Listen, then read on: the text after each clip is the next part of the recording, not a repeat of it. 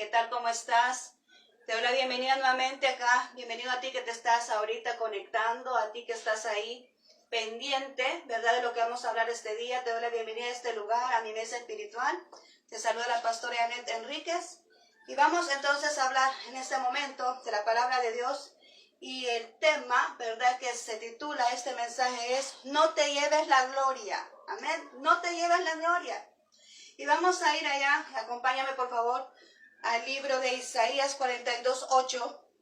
Isaías 42:8 dice: yo Jehová, este es mi nombre, y no daré mi gloria, ni mi alabanza a esculturas. Amén. Vamos a leerlo otra vez. Dice: yo Jehová, este es mi nombre, y no daré mi gloria, ni mi alabanza a esculturas.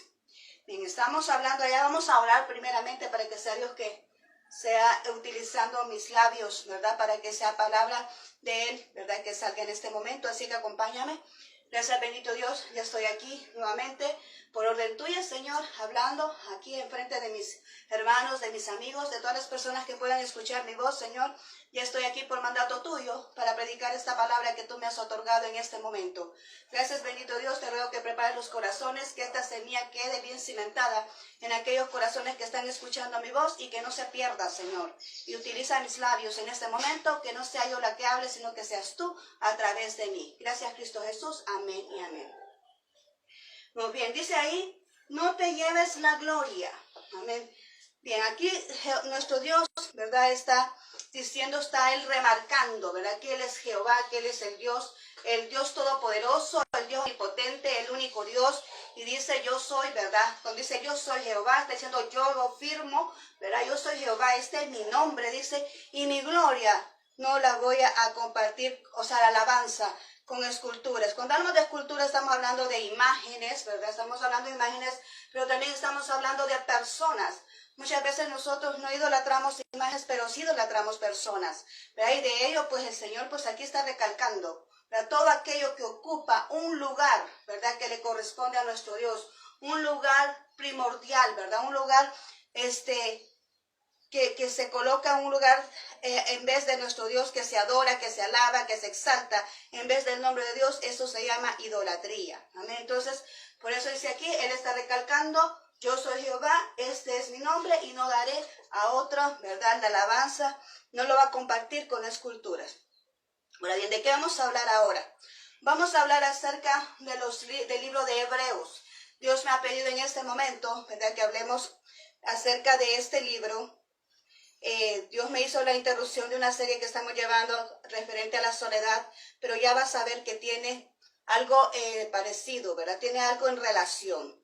Y vamos a hablar, ¿verdad?, que allá en los Hebreos, cuando se escribió el libro de los Hebreos, es parte de las cartas universales, ¿verdad? No se le conoce un escritor en sí específicamente, pero sí menciona ahí que había cierto problema y que el escritor de Hebreos lo que estaba tratando era, ¿verdad?, aquella situación que tenían estas personas en ese momento, y es que se estaban aislando, dice ahí, ¿verdad?, la historia, que ellos se sentían aislados por una persecución.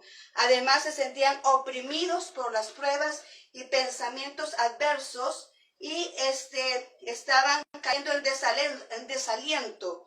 Y esto estaba estancando su progreso espiritual. ¿A qué se te parece eso que acabamos de decir? Esa problemática que estaba sucediendo ahí. ¿A qué se te parece? A eso que estamos hablando acerca de la soledad, ¿verdad? Porque la soledad está hablando de un aislamiento. ¿Y por qué estas personas se estaban aislando? Por una persecución que estaba aconteciendo en la iglesia en ese entonces. Y dice que estaba cayendo en desánimo, ¿verdad? Estaban cayendo en aquella situación, ¿verdad?, de estancamiento. No podían crecer espiritualmente porque estaban estancados. Esto tiene relación con lo que hemos estado hablando en estos días atrás.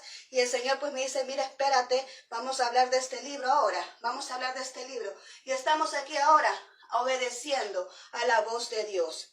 Y es que el objetivo principal era ese, de evitar la apostasía, ¿verdad?, en que podía caer esta iglesia. ¿Por qué? Porque en ese momento, recordemos, dice ahí que estaban oprimidos, ¿verdad?, por todo lo que podían decir otras personas.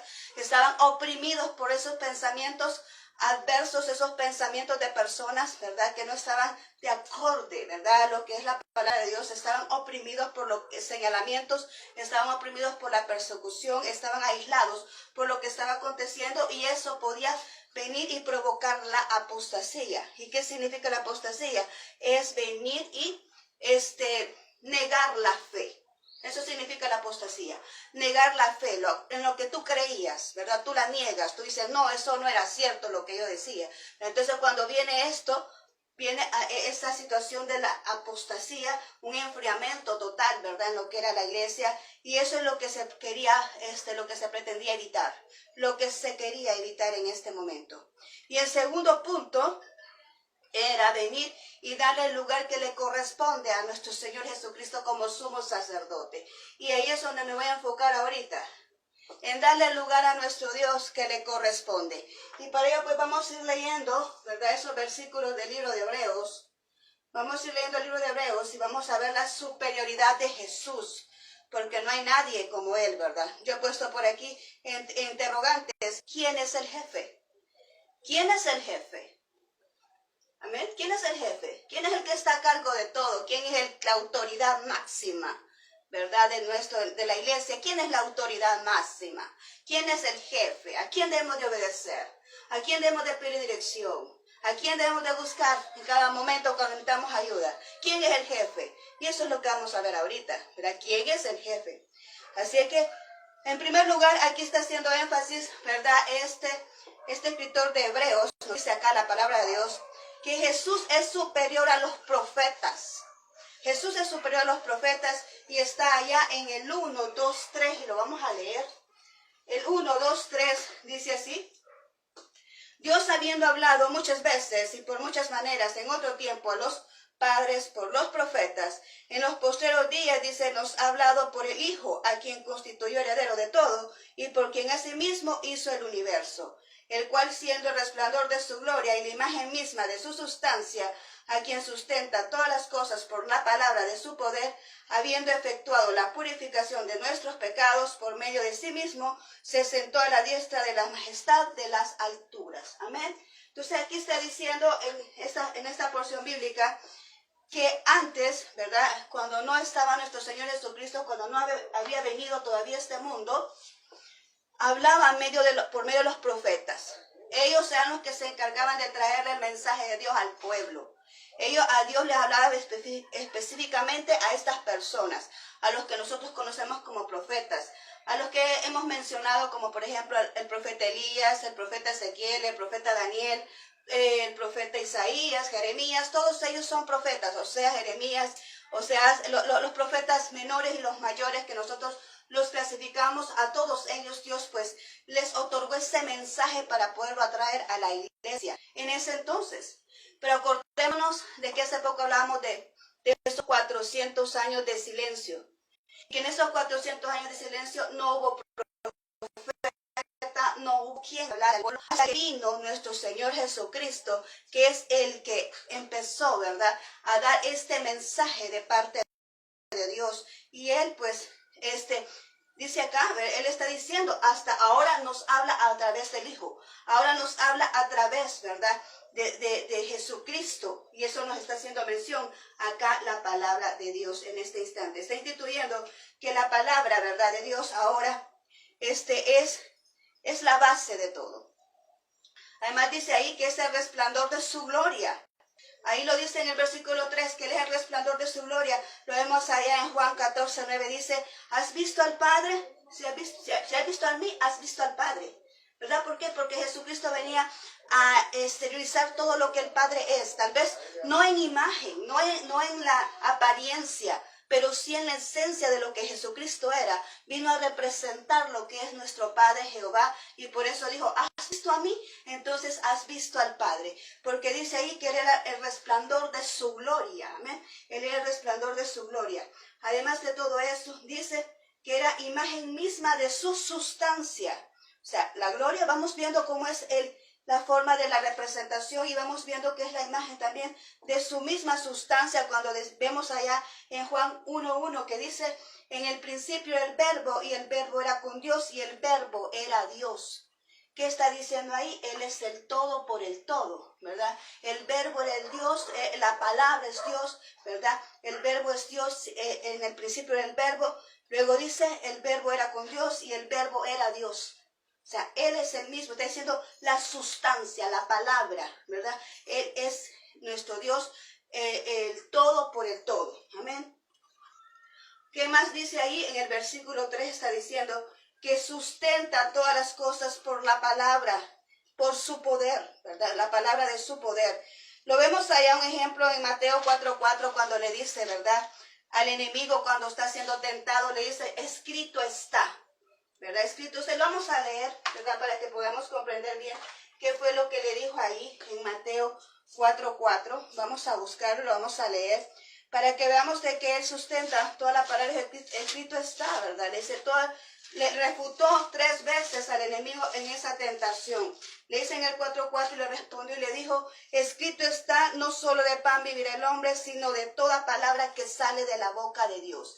Ahí Él está diciendo, sí, el alimento es importante, el alimento material es necesario, pero no hay cosa más esencial, más importante que pueda alimentar nuestra alma, que es la palabra de Dios, que es lo que se sustenta, porque en ella hay poder, en ella está esa potestad, ¿verdad? Para liberar, para sanar, para venir y consolar. La palabra de Dios lo es todo, la Biblia, lo que contempla la palabra de Dios, ¿verdad? Que es nuestra palabra, la Biblia, ¿verdad? Que es lo que contempla la palabra de Dios, es la que trae, ¿verdad? Toda esa ayuda espiritual que nosotros necesitamos. Amén. Entonces, por eso dice ahí, ¿verdad? Que Él sustenta todas las cosas por medio de su palabra.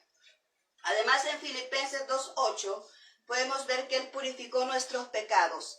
Él se hizo humano, ¿verdad? Él se hizo humano. Él vino y se humilló, siendo Dios, se humilló y se hizo pecado, dice la palabra de Dios. Siendo Él perfecto, se hizo pecado. ¿Para qué? Para que nosotros fuéramos tener esa salvación y vida eterna.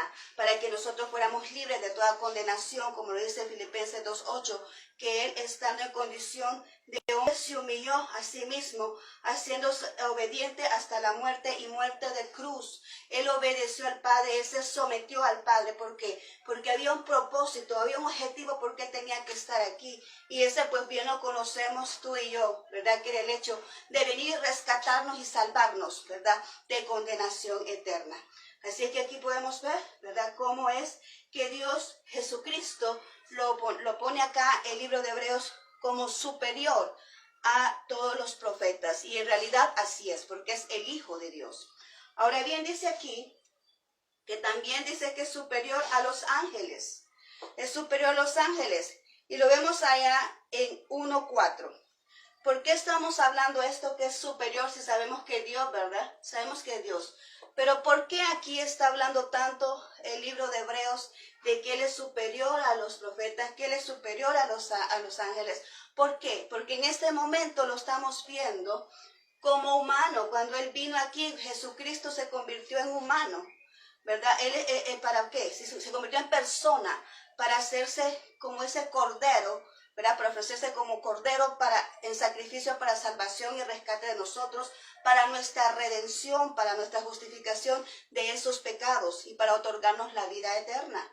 Entonces, por eso está haciendo énfasis aquí el escritor de Hebreos y dice que es superior a los ángeles. Y lo vemos acá en el 1:4. En el 1:4 dice, heredó más excelente nombre que ellos. Este es, cuando vemos allá en Mateo 3:17 que dice, este es mi Hijo amado, en quien tengo complacencia. Ahí mismo Dios le otorgó más nombre que sobre todos los ángeles, porque Él dijo, este es mi Hijo amado, el que he enviado, el que está ahorita preparándose, el que en ese momento recibió la unción, el que va, dice el Señor, a ejecutar ese sacrificio. ¿Para qué? Para salvación y redención de la humanidad. Este es mi Hijo amado, porque me está complaciendo, dice el Señor, para venir, ¿verdad? Para venir y rescatar a esta humanidad que yo creé, ¿verdad? Entonces, por eso dice, le dio nombre sobre todo nombre, que es Jesucristo, el Señor, dice ahí, ¿verdad? Y entonces lo vemos allí. Y ahora en el versículo 5 del mismo, ¿verdad? Capítulo 1 de Hebreos, también le dice, yo te he engendrado hoy. El Espíritu de Dios vino, y sabemos muy bien esa historia, vino sobre María, ¿verdad? Para venir y engendrar a Jesucristo. Jesucristo no podía venir engendrado por sangre de hombre, porque entonces toda la sangre humana estaba contaminada. Desde el principio de Adán y Eva, la sangre humana está contaminada. Ahí es donde portamos el pecado. En nuestra sangre es donde está el pecado. Toda persona que nace, ¿verdad?, viene contaminado con pecado.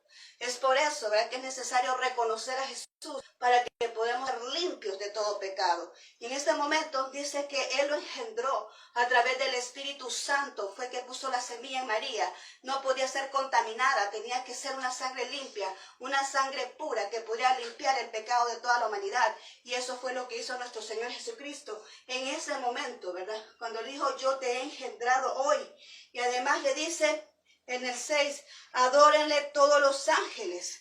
Dios le dijo a él, adoren todos los ángeles a mi Hijo, a Jesucristo. Adórenle todos los ángeles. En el versículo 8 dice que Él tiene un trono eterno y que su cetro es de equidad, su reino es de equidad, es de justicia.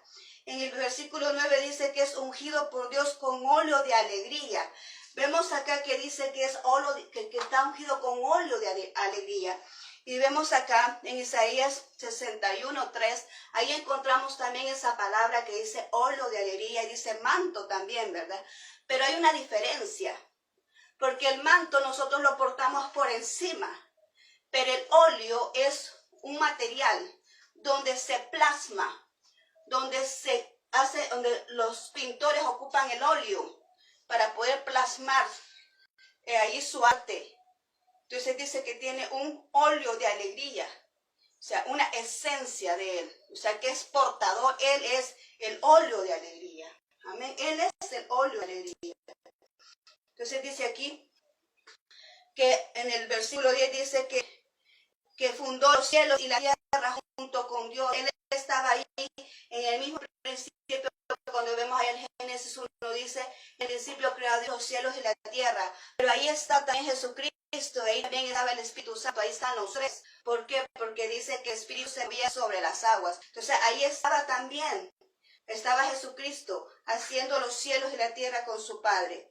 Y además dice en el versículo 13 que lo sentó a la diestra para colocar a sus enemigos bajo sus pies. Y está diciendo, ¿a quién de los ángeles? Le dice la pregunta, ¿a quién de los ángeles se les ha dado ese honor como se le dio a Jesucristo de decirle todo esto? De poderle decir, tú eres mi Hijo amado, el que tiene derecho al trono, el que tiene el cetro de justicia, el que está sentado a la diestra, el que he puesto hasta que ponga a todos tus enemigos bajo tus pies. ¿Quién es, verdad? Dice el Señor, ¿a qué ángel yo le puedo dar esa potestad? ¿A qué ángel yo le puedo declarar esta palabra? Está diciendo Dios en ese contexto bíblico. Podemos entender que Jesucristo es el único y verdadero y digno de toda adoración, de toda alabanza, porque Dios vino y lo instituyó así. ¿Verdad? Estamos viendo que aquí estamos hablando de Jesucristo como humano, pero que en realidad Él se ofreció, ¿verdad?, como cordero para salvación de nosotros, y por eso es digno de toda adoración, de todo respeto y de todo nuestro amor. Amén.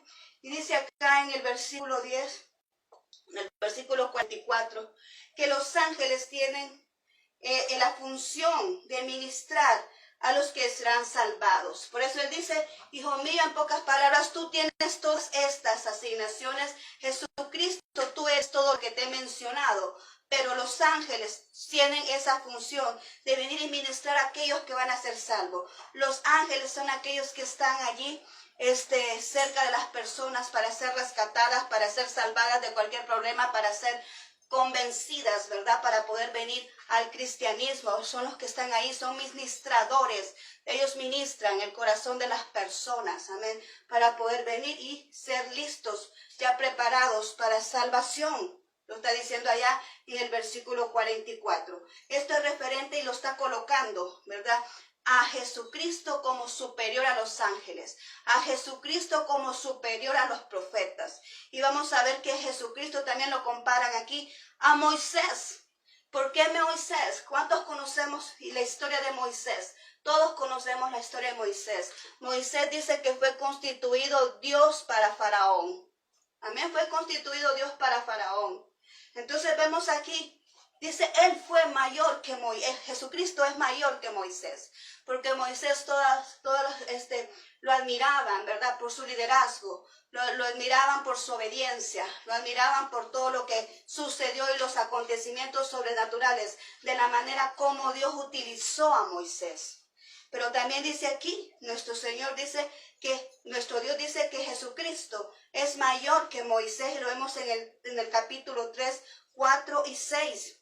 Y ahí nos narra y dice, sí es cierto, Moisés fue obediente, sí, a él se le habían entregado los planos para poder armar, ¿verdad? Ese tabernáculo que nosotros conocemos, que se hizo en el desierto para que posara la presencia de Dios ahí. Pero dice, sí fue obediente, un buen siervo, sometido a Dios, respetable a Dios. A él se le entraron las leyes, los estatutos, todos los lineamientos de cómo el pueblo de Israel debía de proceder en ese entonces. Pero Jesucristo es el dueño. Jesucristo es el heredero, dice ahí. Jesucristo es el dueño, él es el heredero de un templo mucho mejor. Él vino y nos hizo templo y morada a nosotros. Él dice que nosotros somos templo y morada del Espíritu de Dios, de su Espíritu. Nosotros somos templo y morada de Él. Ya no estamos como en los tiempos de la ley, ¿verdad? Donde estaba un lugar, un tabernáculo, donde se tenía que venir y adorar a Dios. Hoy lo podemos adorar en cualquier lugar que sea, donde quiera que nosotros estemos. Nosotros podemos adorar a Dios. ¿Por qué? Porque el templo somos nosotros y los portadores de su presencia somos nosotros. Cuando venimos y le damos acceso al Espíritu Santo a nuestro corazón, tú andas cargando al Espíritu Santo allí dentro de tu corazón, tú lo andas adentro. Cuando tú has venido y has reconocido a Jesús como Salvador personal, ya no es como antes, ¿verdad? Sino que dice, ahora Jesucristo viene a ser dueño de uno mejor, que es nuestra vida, que es nuestro cuerpo, que es donde Él mora, ¿verdad? Entonces, por eso dice que es superior a Moisés. Y también dice que es superior a Josué. Lo compara también con Josué. ¿Y quién fue Josué? Josué fue la persona que repartió la tierra prometida. Y que dice aquí que aún Josué, que fue el que repartió la promesa, porque eso fue el rescate de Israel, ¿verdad? Vemos, le ofreció una promesa. Oh, gloria a Dios, estamos viendo algo aquí. Pero dice aquí que aún Josué, con repartir la promesa, no pudo dar el reposo que Dios quería, o que Dios habla de un reposo, porque el reposo que Él está otorgando es el reposo de la esclavitud, por eso los rescató. Vemos aquí este ejemplo, y esto ya es sincronía, y ahorita se me está colocando en la mente, y es que la simbología aleluya, la simbología que tenemos aquí, o la analogía que tenemos aquí, es que el pueblo de Israel se encontraba en esclavitud, así como algunas personas nos podemos encontrar en pecado. Así como las personas que no conocen a Cristo se encuentran en pecado, ¿verdad? Pero Moisés vino y los rescató a esta gente de la esclavitud, así como Jesucristo vino como Cordero y nos rescata a nosotros de toda condenación eterna. Pero asimismo Josué fue el que vino y repartió una herencia, repartió una tierra prometida, así como Jesucristo nos quiere a nosotros esa promesa, esa tierra prometida de la salvación y además un reposo. Pero cuando estamos hablando de ese reposo, no estamos hablando de un reposo que nos vamos a ir a dormir y que vamos a estar ahí como invernando. No estamos hablando de ese reposo. El reposo que se refiere aquí, la palabra de Dios, es cuando vemos allá en el Génesis capítulo 2:2, ¿verdad? Que dice que vino Dios y instituyó el séptimo día como día de descanso, como día de reposo, porque Él terminó la creación en 6 días y en el séptimo día Él descansó. Pero ¿qué hizo Él en ese tiempo de descanso? Él no se acostó a dormir como cualquiera puede decir, descansó Dios. Y no hizo nada Dios en ese día. No descansó Dios. No, ¿qué hizo Dios en ese día de descanso? Porque Él nos está pidiendo un descanso a nosotros, un día de reposo, un día de descanso para adorar a Dios, para poner el nombre de Dios, para exaltar el nombre de Dios en ese día que nosotros lo celebramos el día domingo. Pero ¿qué hizo Dios en ese momento? Ahí en el 1:31 dice, vamos a leerlo. En el 1:31 vamos a ver qué dice, qué es lo que hizo Dios en ese día, que Él descansó. Dice aquí, dice Dice en el 1:31, dice, y vio Dios todo lo que había hecho, y aquí que era bueno en gran manera, y fue la tarde y la mañana del día sexto. ¿Ok? ¿Qué fue lo que hizo Dios? Ay, Dios vio que todo era bueno lo que había hecho. Y vino y dijo, qué maravilloso esto. En el día de descanso. Qué maravilloso la creación que hice, ¿verdad? Que Dios vino y se deleitó en su creación, ese era su reposo. Él vino y se deleitó en todo lo que había hecho. Él vino y se puso a contemplar todo lo que había creado. Ese era su día de reposo. ¿Cuál es nuestro día de reposo? ¿A qué vamos a la iglesia tú y yo? Aleluya. ¿A qué vamos nosotros a reunirnos? Cuando venimos nosotros a ese momento de reposo, ¿qué significa ese momento de reposo para ti y para mí? Ay, cuando venimos a contemplar la presencia de Dios y decimos, majestuoso, poderoso, maravilloso eres tú, mi Rey y Señor, ¿quién como tú, Padre mío? Cuando tú vienes y adoras al Señor, cuando tú vienes y descargas todo lo que andas en el Señor, como dice allá en Mateo, ¿verdad? En el libro de Mateo, 11:28. Cuando dice, venid a mí todos los que estéis trabajados y cargados, que yo os haré descansar. Es ahí en ese lugar, de ese lugar santísimo, de ese lugar en la presencia de Dios, donde tú descansas de todo lo que te carga, de todo lo que te agobia, de todo lo que te aflige. Es allí donde te va la soledad, es ahí donde se te va todo el sufrimiento, es ahí donde tú agarras nuevas fuerzas, es ahí donde tú vienes y tienes dirección de Dios. Cuando tú vienes y descansas en Dios, cuando tú vienes y descargas todo lo que te agobia, todo lo que te acarga, vienes y lo pones en las manos de Dios, tú descansas. Y de ese reposo es el que Dios se refiere. Ese es el reposo que Dios dice. Ese es el reposo que Él menciona. Ese hecho de nosotros venir y estar en presencia de Dios, contemplándole a Él y adorándole, porque nuestra alma descansa cuando está en su presencia. Amén. Entonces ese es el reposo que Él está hablando y Él quiere que tú reposes hoy. Él quiere que tú vengas. Oh, Dios mío. Hay alguien que está cargado. Hay alguien que está agobiado aquí. Hay alguien que va a escuchar esto o que está escuchando, que está cargado, está agobiado, no sabe qué hacer con lo que está aconteciendo, no sabe qué hacer con lo que está viviendo. Tiene que tomar una decisión ahora y no sabe qué decisión tomar. Mira, ven a la presencia de Dios. Ven a Él y Él te va a dar la respuesta. Ven y descarga lo que estás sintiendo. Ven a Él y descarga aquello que te está agobiando y vas a encontrar ese reposo, ese descanso para tu alma. Te vas a sentir más tranquilo para que puedas tomar esa decisión que Dios te va a dar a conocer en ese momento de intimidad con Él. Amén, aleluya. Gracias al Señor. ¿Qué más dice? Es superior a qué? Es superior a los profetas, es superior a los ángeles, es superior a Moisés, es superior a Josué, pero también es superior a los sacerdotes, a todos aquellos ministros, a todos los que predicamos la palabra, a todos los que venimos y dirigimos un pueblo. Él, Jesucristo, es superior a todos nosotros. Amén. Y dice acá, ¿verdad? Lo vemos desde el 4:14 hasta el 5:10. Dice que Él fue el tentado en todo, pero sin pecado. Como humano fue tentado en todo. Como humano vemos la tentación que Él tuvo.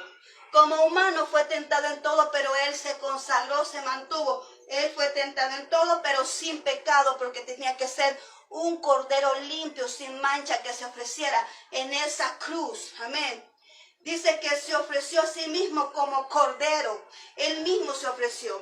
Allá en el tiempo de Moisés se alistaba un cordero y era Aarón, el sumo sacerdote de esa época. Y tenían que escoger el mejor cordero, el perfecto, el que no estuviera no tuviera ninguna, ¿cómo se llama eso?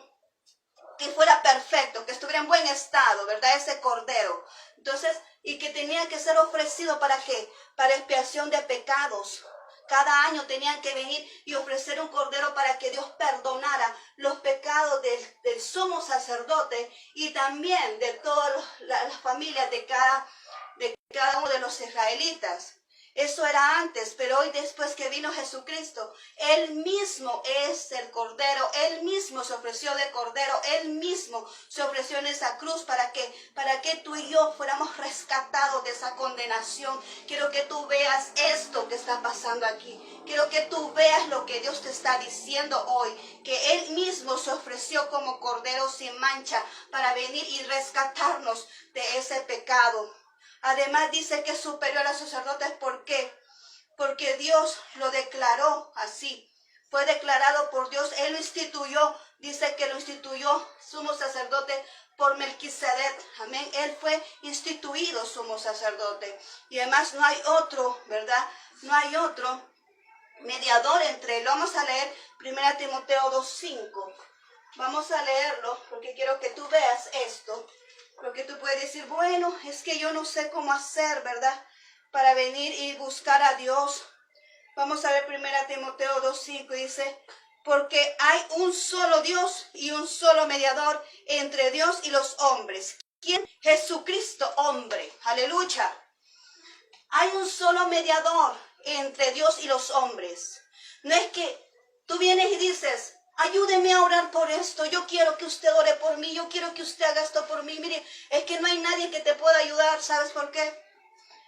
Porque Jesucristo cuando murió en ese templo, en esa cruz, el velo del templo se rasgó y eso significa que hay libertad. Tú puedes entrar a la presencia de Dios las veces que tú quieras, porque así como le oye a un pastor, le oye a un sacerdote, a ti también como parte de la iglesia, Dios te oye cuando vienes a la presencia de Dios. ¿Y qué quiero decir con esto? ¿O qué Dios me está poniendo en mi boca ahorita? Que tú tienes que venir y entrar a la presencia de Dios y no estar dependiendo de alguien, porque la soledad eso hace, que nos hace dependientes de otro. Aquí estamos viendo a un pueblo que estaba aquí dependiendo de alguien más.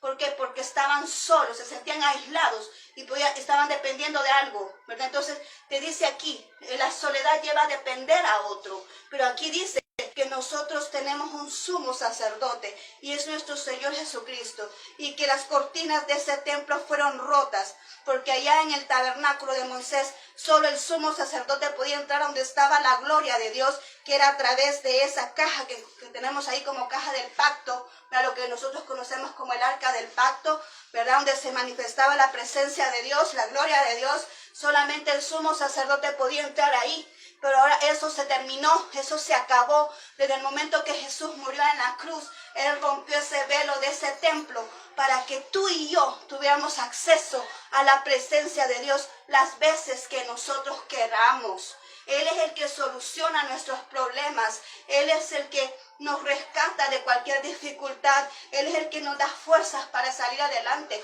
Él es el que nos da dirección para mostrarnos el camino donde vamos a ir. Es Él, en la presencia de Él, donde vas a encontrar todos los requerimientos que tú necesitas. Es en su presencia, es el único que te puede ayudar a solventar la necesidad que tú muchas veces tienes. No necesitas de otra persona. Dice ahí la palabra de Dios, maldito el hombre que confía en el hombre. Tu confianza debe estar puesta en Dios. Y eso es lo que Él viene hablando ahora. Tu confianza debe de estar puesta en Dios. No tienes que seguir a hombres, tienes que seguir a Dios, el único verdadero Rey. El único verdadero Señor, el que se merece toda la honra y gloria. Él es el único, el que puede rescatarte, y es el único mediador, porque para eso se ofreció como Cordero. Es el único mediador entre Dios y los hombres, como lo acabamos de leer acá en Timoteo 2:5, como lo dice aquí la palabra de Dios, la Biblia, en 1 Timoteo 2:5. Ahora ya para ir finalizando, vamos a ir a Hebreos 7:28. Hebreos 7:28 dice, porque la ley constituye sumos sacerdotes a débiles hombres, pero la palabra del juramento posterior a la ley, al Hijo hecho perfecto para siempre. ¿Qué está diciendo aquí? No puedes poner tu confianza en hombres. Aleluya. No puedes poner tu confianza en hombres. Porque los hombres fallan, los hombres son pecadores, pero cuando tú pones confianza en Dios, Él es perfecto y para siempre, lo acabamos de leer. Él es perfecto y para siempre, Él no cambia. Él es perfecto y para siempre. Él jamás te va a fallar. El hombre falla, pero Dios no falla. Él es perfecto y Él sabe y te conoce perfecto qué es lo que a ti te pasa. Él te conoce perfecto el estado de tu corazón. Él te conoce perfecto la lucha que estás llevando. Él te conoce perfecto lo que tú estás sintiendo. Él te conoce perfecto cuáles son tus anhelos. Él te conoce perfecto. Y Él sabe de qué tienes necesidad. Y te digo que cuando tú tienes confianza en nuestro Dios, Él va a contestar Él va a contestar a lo que tú necesitas. Tú vas a obtener una respuesta de Dios, porque si tu confianza está puesta en Dios, si tú vienes y te deleitas en la presencia de Dios, si tú vienes y reposas en la presencia de Dios, tú vas a poder ver lo que Dios tiene para ti. ¿Qué es lo que provoca el reposo? Que nuestra fe aumente.